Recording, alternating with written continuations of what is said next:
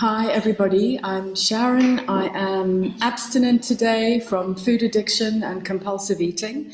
I'm a GreySheeter and I weigh and measure 3 meals a day from the grey sheet, the clarified grey sheet. I write my food down, I plan my meals, I write them down, I commit them to my sponsor. I don't eat anything in between my meals, no matter what. And protecting my abstinence and planning for my abstinence and preparing for my abstinence and praying for my abstinence is the most important thing I do. It's at the center of my life. It starts the moment I open my eyes, and it's the last thing I say thank you for when I go to bed at night. My abstinence date is the 25th of March, 2006. Yeah. And the only reason I'm still here is because of all of you. I don't do this alone, and I'm very grateful. GreySheet has saved my life, and this way of life has given me the tools and the ability to be able to have a life. You've taught me how to have relationships, how to make mistakes and how to make amends, how to admit when I'm wrong, how to ask for help, how to be useful, how to be able to be sad, to be afraid, to be angry, to be disappointed, to be, did I say afraid? How to be afraid and not eat, how to be sad and not eat, how to believe that I was never going to be able to make restitution for any of the harm that I'd caused while in active addiction. And you stood by me, you held my hand, you told me that everything was going to be okay. You allowed me to be angry, to be aggressive, to be defensive, to be prickly, to be so awkward, socially awkward. You let me be. You didn't expel me. You didn't tell me I couldn't come anymore because of my anger and my frustration and my despair, for my restlessness or my discontentedness or my frustration, all of which I can still have and do have if I don't practice the principles that are set out in our 12 steps and 12 traditions. My life depends on it. There's a saying here, many of you have said it already this weekend, but I'll say it again. If you want to know why you ate, get abstinent, and that's where our program of action comes in. Our program of action is set out in our 12 steps and 12 traditions. Now, the theme for this weekend was living abstinent. I love this book. I got my first copy yesterday, and I stayed overnight in London, and I was able to dip in and out of this little magical book. For anybody who hasn't got it yet, I highly recommend it. And so as the theme was living abstinent, I started thinking about what I would say and the order in which I'd say it, and I didn't want to forget any golden nuggets that I thought I could pass on to you. And then I thought, actually, do you know what? My crib sheet is here. So I didn't have to make any notes. I didn't have to try and work something out by myself. And that's kind of the essence of the Grey Sheet recovery program, is I don't have to define my own abstinence. Bloody hell, I don't know if any of you identify, but I tried doing that most of my life. But from as early as I can remember, I first of all, I became aware that my way of eating and the way I behaved was different to the other girls in my class and boys, but it was my peers. I ate differently. And so I knew from a young age that there was something wrong, and always felt very ashamed about the way I ate. I stole food from a young age. When I stayed at my grandmother's, I don't know if any of you identify, when I stayed at my grandmother's, she was a brilliant, she was a great cook and a great baker. And so the cupboards and the pantry and the fridge and everything was always full of all the things that I'm critically allergic to, but I didn't know it as a child. And I would go, and when they weren't looking, I would fill my pockets and fill my bag and and then feel terribly ashamed that I had behaved so dishonestly with these beautiful people who, essentially saved my life as a child because of my parents were unable to look after me. They were so ill. And so my mother's mother and my mother's father were my primary carers. And you can imagine, there they were saving me from the morass of a horrendous alcoholic home life. So when I was at Granny and Grandpa's, not only was I being kept safe, but I had at my fingertips this incredible drugstore. Anyway, there we are. So talking about a crib sheet, I thought this book is how many pages long? So it's got this incredible design for living in it, if anybody is wondering how to live abstinent. So there's 125 pages of instruction, of a combined experience, strength and hope of how we live without being in the food. And so my eye just fell on a couple of bits within this wonderful contents page, and then I turned to read the experience, strength and hope of our collective experience, strength and hope from around the world. So the things that jumped out for me the most. When I came here, I had no idea how to live without being some way anaesthetized. And when I put the food on the scale, I had not had a drink or a drug for 5.5 years. I was in another 12-step fellowship, which had saved my life. But I never felt that sort of happy, joyous and free promise that the other 12-step fellowship said I should have, because I was working a program to stay clean and sober from drugs and alcohol, but I was still using my drug of choice. So when I got abstinent, it was like I was beginning to wake up for the first time. And there's this on page 37. It says, GSA recovery and the people in our lives. So when people ask questions about our food plan, and I remember my first sort of family get-togethers where I was bringing my scale. And I was letting my family know in advance, because you told me to, that I was finding out what it is they were preparing, and I was told to prepare my own full backup and bring bring a scale, bring extra batteries. I always carry 2 scales. I carry an electronic scale and a mechanical scale in case the electronic scale breaks, etc. Anyway, so when people ask questions about our food plan, you told me the sorts of things I would say when they commented on what I was doing. And while my family were delighted that I was doing this way of life, this recovery, my sister-in-law, my brother's wife, we'd had a conversation on the phone about what I needed, and when I was there, we were starting to get the meal together. She said, "I've roasted your favorite vegetable," and she said, "and we just put a little bit of X, Y, and Z on it, because surely you can have that kind of sugar." It was a form of sugar that's not on the grey sheet, but she thought because it's not refined white stuff, that this other stuff made by bees was okay to add to the vegetable. And sort of little things like that. And I had to say, I said, "What a shame." I said, "Thank you for thinking of me, but that's a trigger. I can't have it. I'm allergic to it." She said, "God, that's awful." There's a sort of, surely you can. And then my mother arrived, and my mother, she'd made this big effort of cooking these, what she thought were abstinent baked goods, and came into the living room and she was bringing it out on a platter, and all the family sitting around, and she's offering everybody one of her baked goods. And then she got to me and she went, "Oh, I'm so sorry. You can't have one of these, can you?" I was like, "How many times have I told you that I'm allergic to X, Y, and Z?"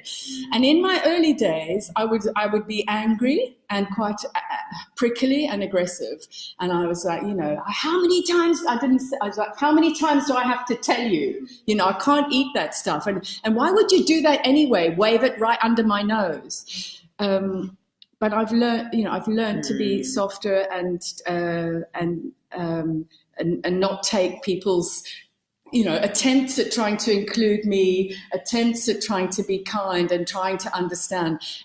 When they get it wrong, I know that it's not because they're trying to upset me. Now, my addiction, the way I think, if I'm not careful, is I immediately think they're doing that just to tempt me or to try and talk me out of it, etc.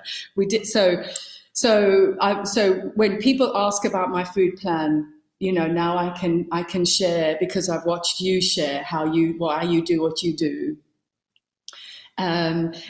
So dealing with friends who don't support us, and I thought about that for a minute, and I thought none of my close friends have not supported me, if that makes sense. None of them have said, "God, Sharon, we think you're crazy.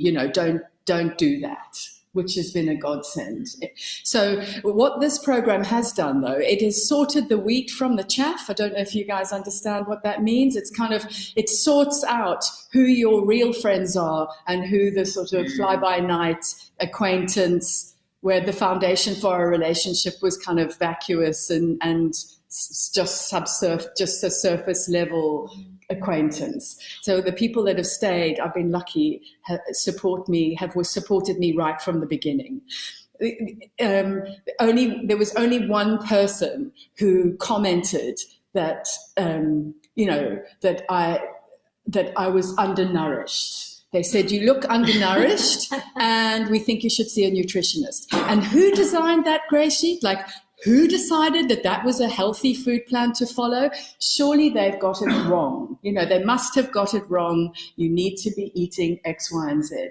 And I mean, and not at any time in my history of that relationship, when I was teetering over 200 pounds and I was suicidal and I was terrified and unhappy, not once did they say, "We're worried for your health, Sharon." It wasn't until I was, anyway. So I've learned, and the beauty of those phone calls, anybody is wondering why it's required that you make 3 outreach calls a day, is that as these unfoldings, as these experiences happened, I could talk to one of you and say, "So-and-so said such and such, this is how I felt," or "I'm going to visit such and such, this is the occasion, what do I need to do?" And then you've all told me what you did in those situations. How to navigate parties. So I celebrated my 40th birthday at one of London's top celebrity restaurants. And the only reason I was there for my 40th was because my brother, was involved in that business. So it was one of those things that I thought, will I go there? Won't I go there? I'm not sure. And I remember a GreySheeter saying, American, build your network, reach out to GreySheeters all over the world. And anyway, she told me a story about her going to a fancy restaurant where they come to with little pots of vegetables with a little silver cloche on it. And then they, "Madam, your heritage whatevers." And I thought, and I knew you're going to have to come back with a few more of those portions. But I heard a long-time abstinent member of GreySheet say, "You'll always get what you need. Just stay, graceful, ask for help, and all will be well." So navigating parties for me is around finding out, first of all, why am I going to that party? Am I going to seek vicarious pleasure, or am I going to celebrate somebody's occasion? Is it an occasion? Is the person having the party somebody in my life who I love and respect and want to celebrate with? If the answer is no, there's a red flag there as to why I'm going. And my sponsor would say, "Does it protect your abstinence going? Is it during a mealtime? How many hours before? How many hours after? Etc." So again, those phone calls are vital. I've been invited to a party next week on Saturday. What should I do? It's a lunch, or it's a dinner, or it's an afternoon tea. And you know what the miracle was? I can go to things like an afternoon tea and I can just have tea. Imagine that. I don't have to, and I didn't have to worry about explaining why I wasn't indulging in the afternoon tea eating stuff. I can just have tea and have a conversation. I mean, it's just extraordinary, isn't it? I mean, who'd have thought? A bit like, when I used to drink. I used to think everybody had to have a drink if everybody was drinking. And if you didn't have a drink, you'd be the odd one out. I'm amazed at how many people actually just don't drink or don't care whether you drink or not. So it's the same with food. Nobody really cares. And the only people that notice that I'm not indulging in the whatever are other compulsive eaters usually. But that's their story. 5, thank you. So keeping living abstinent, so keeping non-abstinent food in the house. So I'm, by the grace of God and the help of GreySheeters Anonymous, and because I live this way of life, I learned how to have healthy relationships. Imagine that, how to relate to one human being to another, how between us we can negotiate relating. And you taught me how to date healthily, and you taught me how to get to know somebody. So by the grace of God, I got married in abstinence for the first time. And my husband doesn't, he's not a compulsive overeater. So he has things that aren't on the grey sheet. And when I do our weekly shop or our bi-weekly shop, I get his things.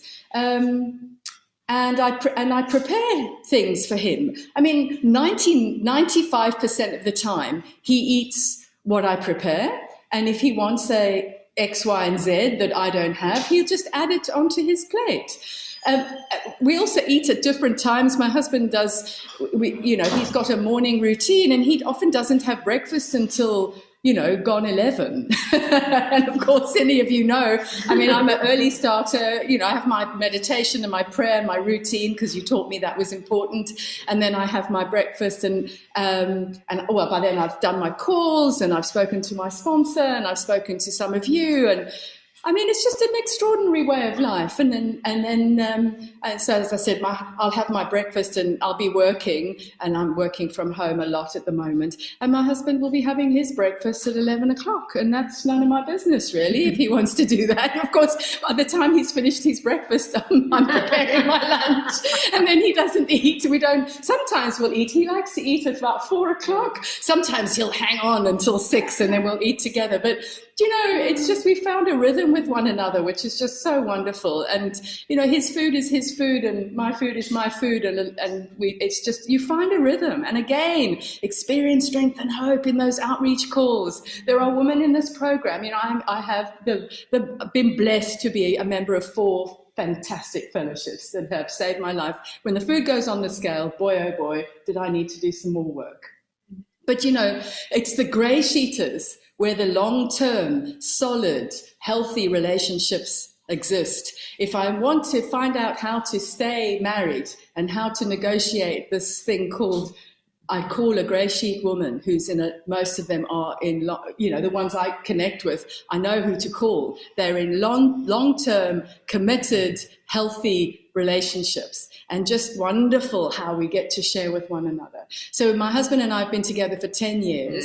We got married 5 years ago, and my grey sheet sponsor was at my wedding, and she weighed and measured my food, and she brought it to the top table. I mean, what a wonderful thing. And and GreySheeters were at my wedding, and we danced, and we laughed, and we cried, and what a wonderful way of life. So how much time have I got left? 2 minutes. 2 minutes. So the other thing was, the bit that jumped out at me was how we protect this living abstinence, like protecting it. We're always vulnerable to our disease. And the chapter talks about, again, that the strength of staying connected, like stay connected. Doesn't matter what it is you're saying. If I don't stay connected, I don't want to be on the outskirts looking in. If I don't stay in the middle of the bed and stay with you all and keep doing this thing, my illness is doing push-ups outside. It is waiting for me. It is strong. It is progressive. It is critical. And I don't want to. You hear people say it doesn't get any better. It gets worse. And so I'm grateful for people's experience, who come back. Thank you, Melanie. Who come back and testify of the progressive nature of the illness, and that they wish they'd stayed connected. So if you're here, stay connected, whatever it takes, no matter what. And so my commitment today to stay abstinent is as strong as it was the day I got here. So what's that? 15 years, 9 months, and 20-something days.